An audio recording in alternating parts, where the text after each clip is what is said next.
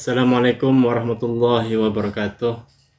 Oke teman-teman, kali ini kita akan belajar merakit UPS sendiri ya. Sebenarnya di pasaran sudah banyak tersedia UPS yang sudah tinggal kita pakai tanpa repot-repot kita merakit sendiri. Namun terkadang kita juga memiliki rasa penasaran atau ketidakpuasan dengan produk yang kita beli di pasaran. Oleh karena itu, saya akan mencoba belajar merakit sendiri. Di sini saya menggunakan baterai bekas laptop ya. Ini terdiri dari 15 sel. Untuk serinya 3 seri dan 5 paralel. Jadi begini ya, saya buatkan gambaran dulu. Ini kan baterai 18650. Jika kita susun seperti ini namanya paralel. Kita hubungkan semua kutub positif dan maaf, ini kutub negatif ya, karena ini rata di sininya, halus. Sedangkan untuk kutub positifnya seperti ini, ada lekukan di bagian lehernya. Nah, untuk menyusun seperti ini tujuannya untuk ini ya, begini posisinya. Nanti kita pasang ke bawahnya. Ini namanya, maaf, ini namanya paralel. Kita tambah baterai lagi di sini, kutub positif, tambah lagi kutub positif, tambah lagi sampai 5 baterai. Sebenarnya kalau masih punya baterai banyak, kita nggak masalah, tambah lagi sampai banyak juga nggak masalah. Nah, ini tujuannya kita hubungan dulu ya, semua kutub positif dan semua kutub negatifnya. Ini untuk meningkatkan mAh-nya. Satu sel baterai ini sudah saya cek menggunakan litokala. Nah, ini hasilnya tertera di sini ya.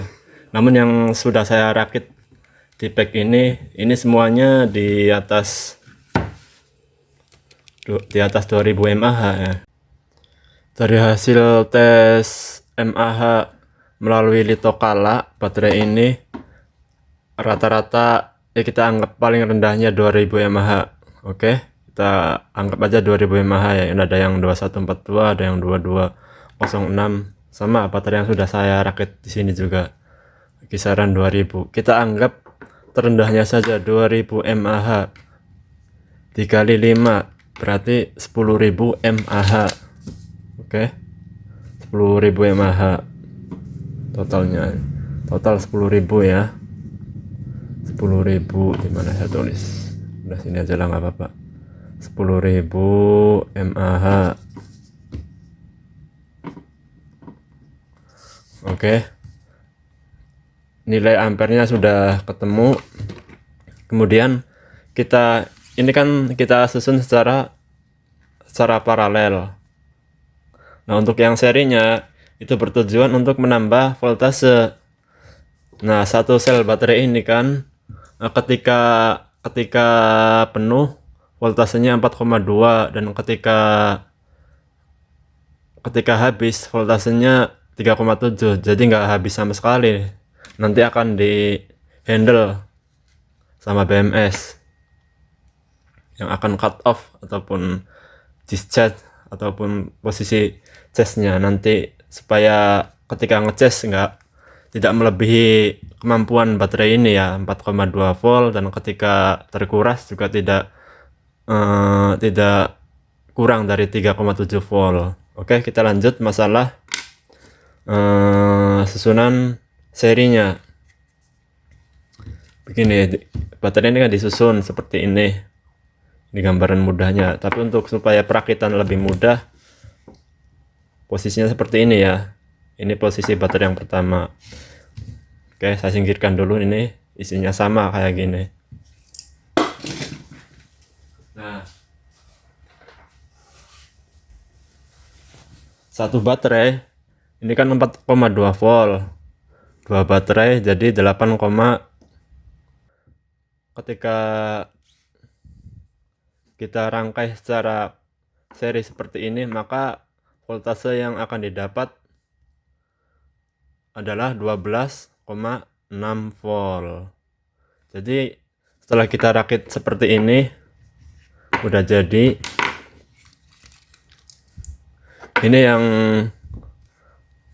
bagian 0 volt kita hubungkan ke BMS 0 volt. Ini min, maksudnya yang baterai yang kutub paling pertama yang negatif kita hubungkan ke 0 volt. Yang berhubungan antara baterai pertama dan yang kedua kita hubungkan dengan 4,2 volt. Dan baterai yang berhubungan antara baterai kedua dan ketiga kita hubungkan dengan 8,4 volt di sini. Yang terakhir baterai positif, kutub positif yang paling akhir kita hubungkan ke B+ atau 12,6.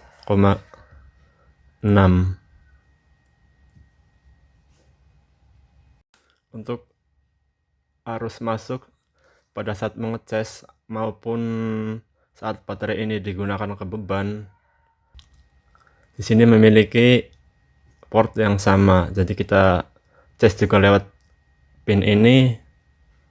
Ketika load ke beban juga melalui pin ini. Baik, baterai ini sudah saya rakit selesai, nanti akan saya bungkus dan akan saya cas melalui, nanti akan saya solder ke sini ya. Akan saya cas sampai penuh, kemudian akan saya kuras.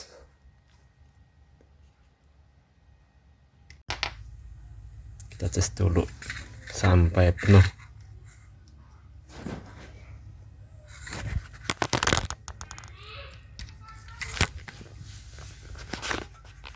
Nah, ketika mengecas di sini ampernya sudah berjalan. Nanti kalau ampernya sudah nggak berjalan 0, artinya baterai sudah penuh. Kita cas dulu. Oke, nampaknya pengisian baterai sudah selesai ya. Di sini kita melihat ampernya sudah 0 ya.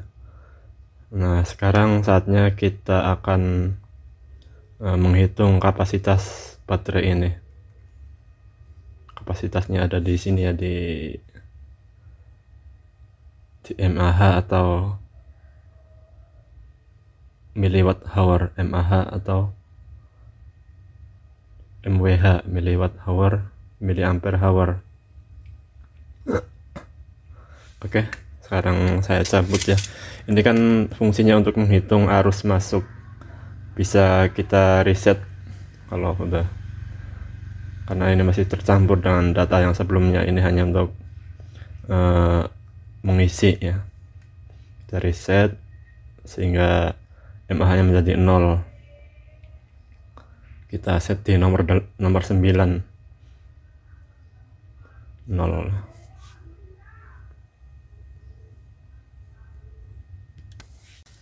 Setelah pengisian baterai penuh, selanjutnya kita akan buktikan berapa kapasitas baterai ini. Caranya adalah kita masukkan output dari baterai ini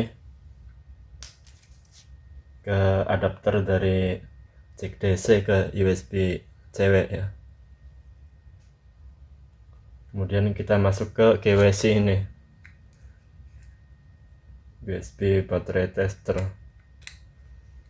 Ini udah nyala, masih 0 ya, karena outputnya belum ada beban.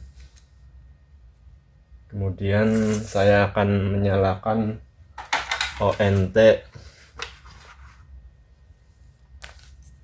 dari USB ke jack DC. Masih 0 ya. Nanti kita buktikan satu ONT ini berapa watt. Satu ONT. Nah, di sini sudah terbaca 2,1 ya sekian, anggap aja lah 3 watt 1 ONT ini.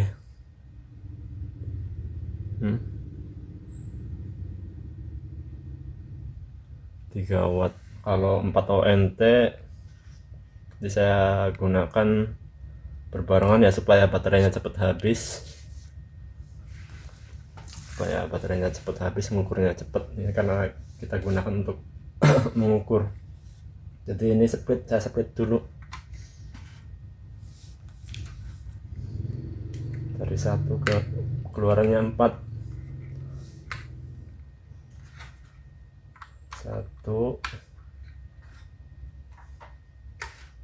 1 NT tadi 3 watt ya, kita anggap aja 3 watt. Maaf terbalik.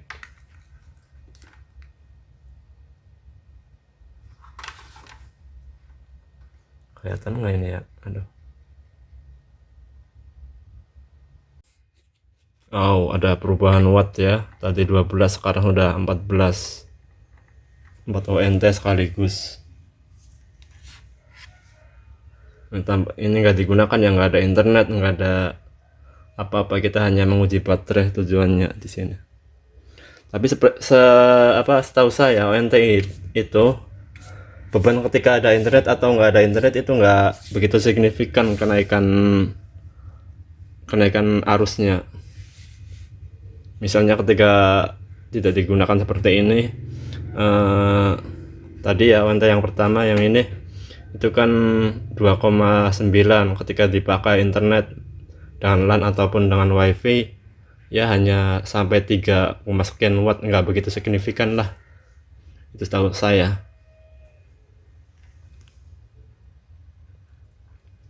Sekarang udah 14 watt ya, mungkin karena tadi baru dinyalakan, belum daya yang diserapnya belum optimal. Terserah mau berapa watt pun nggak masalah, karena di sini tujuan saya hanya menguji kapasitas baterai. Hanya tanpa ONT pun nggak masalah, kita bisa menggunakan lampu yang 12 volt, lampu DC ya, atau apapun beban.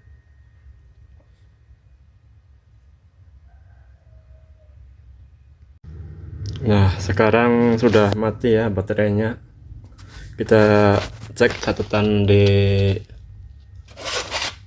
USB dokternya GWC ini, berapa nilai yang tersimpannya. Jadi saya gunakan power bank untuk menyalakannya.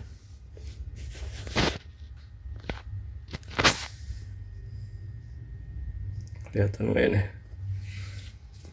Nggak terang ya, belum kelihatan.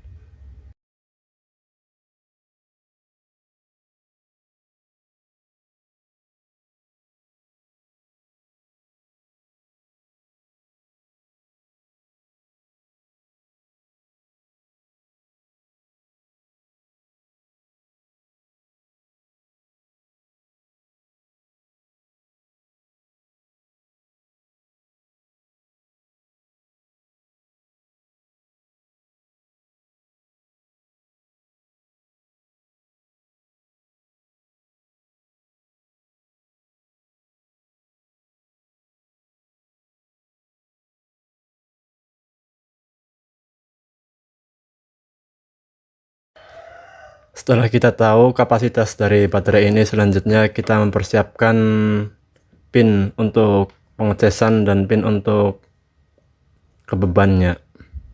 Di sini saya sudah menyiapkan untuk pengecasannya. Oh ya maaf, tadi sebelumnya saya akan menggunakan konektor seperti ini untuk pengecasan. Ternyata konektor ini jelek. Jadi ini masalahnya, pin yang ada di sini yang dibaut dengan pin yang ada di sini ini putus di dalamnya, jadi rusak. Jadi saya lepas ini, saya ganti dengan yang disolder saja seperti ini. Saya tambahkan lem tembak supaya lebih kuat. Nah, jadi baterai ini kan memiliki kutub positif dan negatif yang sama untuk pengecasan maupun ke bebannya. Jadi kita hubungkan secara paralel semuanya ya. Ini ada 3, saya ya sesuai kebutuhan kalian aja. Ini yang tanpa melalui step up ataupun step down. Jika kita membutuhkan daya sebesar 12 volt, maka tidak memerlukan step up ataupun step down. Tapi jika teman-teman membutuhkan daya 24 volt misalnya, ini kita masuk ke step down dulu. Nah, baru kita sesuaikan outputnya berapa volt. Dan untuk yang ini, untuk pengecasan, untuk mengecas biasanya saya menggunakan power supply jaring seperti ini ya. Ini sebenarnya bisa kita langsung dari output adaptor jaring ini ke sini, ke cek input yang ada di baterai. Namun ternyata memiliki permasalahan, yaitu pada ampernya, karena baterai ini setelah dikuras posisinya 0 volt, maka baterai ini akan mengambil semua arus yang ada dari power supply. Jadi masalahnya kabel ini akan panas, dan karena kabel yang saya gunakan ini kecil, kemungkinan di sini akan meleleh, akan ada lelehan. Jadi saya batasi arusnya dengan menggunakan step down seperti ini, yang ada ini yang bisa yang bisa disesuaikan ampernya. Nah, kemampuan adaptor jaring ini kan saya menggunakan yang 10 ampere. Ini jika digunakan tanpa melalui step down seperti ini, kemungkinan juga adaptornya akan rusak. Jadi untuk mengantisipasi masalah ini, saya menggunakan step down. Oke, agar power supply ini dapat mengisi baterai secara optimal, kita set ya keluaran dari power supply ini berapa volt. Kita ukur dulu. Di sini tertera 13,8. Kalau teman-teman ingin menaikkan, tinggal kita putar saja ini terinputnya.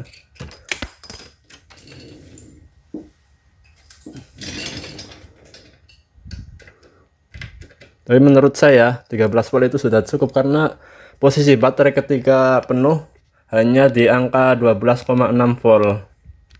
Tapi kalau teman-teman misalnya kurang ataupun kegedean, bisa kita putar bagian terinput ini 12,7. Nah, kita kembalikan ke 13 aja.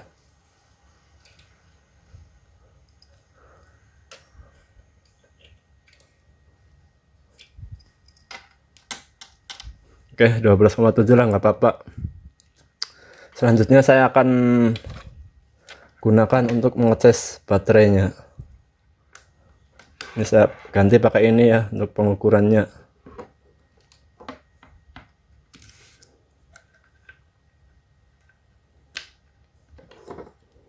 Nah, di sini dapat kita lihat arus keluarannya 2,92 ampere. Itu kita bulatkan menjadi 3 ampere. Jika kita set di 3 ampere, ampernya bisa kita set dari sini, dari step down. Ini tinggal putar-putar saja yang ampernya.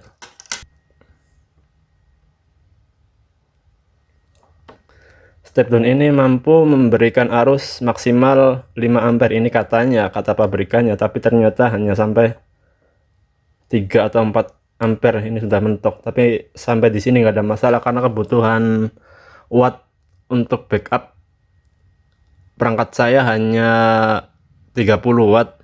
Jadi jika 12 volt dikali 3 saja sudah 45 watt ya. Saya nggak tahu kalau 50 watt apakah ini mampu, karena ketika posisi mati lampu kan perangkat akan tetap hidup, dan power supply ini menyuplai perangkat sekaligus mengisi baterai ketika lampu PLN kembali menyala. Jadi kita set 45 watt itu sudah cukup menurut saya ya. Sampai di sini sudah cukup ya. Dan ini kan sudah saya persiapkan outputnya yang 12 volt.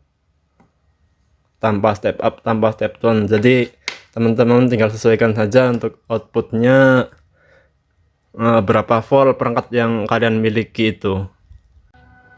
Oke, ini sudah siap digunakan ya. Jadi pertama dari adaptor jaring ini kan fungsinya untuk mengisi baterai masuk ke step down ini ya, untuk membatasi arus yang sudah saya jelaskan di pertama tadi. Dan di sini saya pasang pengukur. Ini sudah bekerja di 40 watt. Ini bekerja sambil mengisi baterai, juga menyuplai beban. Di sini ada 2 mikrotik ya. Ini mikrotik udah nyala, ini juga nyala. Ini dari baterai. Kalau yang mikrotik ini saya gunakan 24 volt. Jadi dari baterai ini masuk ke step up, masuk ke sini ya, ke step up. Ini kan kita bisa sesuaikan. Di sini kita tinggal putar dengan obeng ya. Kita putar-putar bagian ini sampai angkanya 24 volt. Ini sudah nyala. Saya cabut dulu ya untuk membuktikan ini 24 volt. Saya cabut dulu, masuk ke sini. Maaf. Ini kan 24 volt. Ini yang buat mikrotik yang CCR. Kalau teman-teman bisa menginginkan lebih dari 24 volt ataupun ini kegedean, bisa kita atur setting di sini.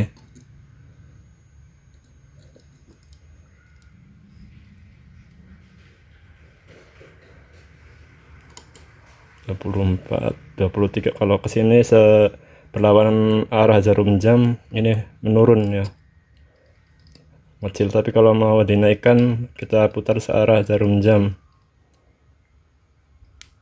24 ya, pokoknya ini sesuai kebutuhan kalian aja, karena baterai ini kapasitasnya di tegangannya 12 volt. Jika menginginkan lebih dari 12 volt, maka kita membutuhkan step up. Tapi kalau kita membutuhkan di bawah 12 volt, maka kita memerlukan step down. Nah, ini yang alat yang tidak memerlukan step up ataupun step down, kita langsung aja. Ini dari baterai ke beban. Dan saya coba sini di split ya, 3. Ini bisa menghidupkan 3 ONT, 2 ONT maksud saya. Dan ini mikrotik lagi yang 12 volt. 12 volt ini memakan beban 35 watt. Ini padahal sambil ngecas ini baterai. Ini 35 watt. Jadi saya menggunakan kabel ini masih aman lah. Saya cek dulu ini nggak panas. Kalau angkat-angkat sedikit ya wajar. Yang penting jangan sampai meleleh ya. Kalau tangan kita nggak kuat, berarti itu tandanya terlalu panas. Berarti ada yang nggak beres, kita harus sesuaikan. Di sini juga panas, tapi wajar karena ini membatasi arus. Dan untuk selanjutnya kita tinggal rapihkan aja ini, dan kita juga bisa menambahkan dioda di sini supaya ketika mati lampu ini kan masih berbalik arusnya dari baterai ke power supply. Kita coba cabut ya. Nah, di sini masih menyala power supply-nya karena masih ada arus dari baterai. Jadi nanti saya akan tambahkan dioda dari sini supaya arus yang dari kabel merah ini jangan masuk ke power supply. Ataupun kita bisa menambahkan stop kontak supaya nanti jika ada permasalahan segera kita matikan ya seluruh rangkaiannya. Terus mungkin juga kita memerlukan voltmeter yang dilengkapi dengan ampere meter sebagai untuk mempercantik, sekaligus juga untuk kita kontrol seperti ini. Kalau ini terlalu mahal, nanti ada lagi ya yang lebih sederhana aja, karena ini terlalu besar 150 ampere. Ini untuk ngelas juga kuat kalau pakai ini. Ya, cukup sampai di sini dari saya. Sekian, semoga bermanfaat. Wassalamualaikum warahmatullahi wabarakatuh.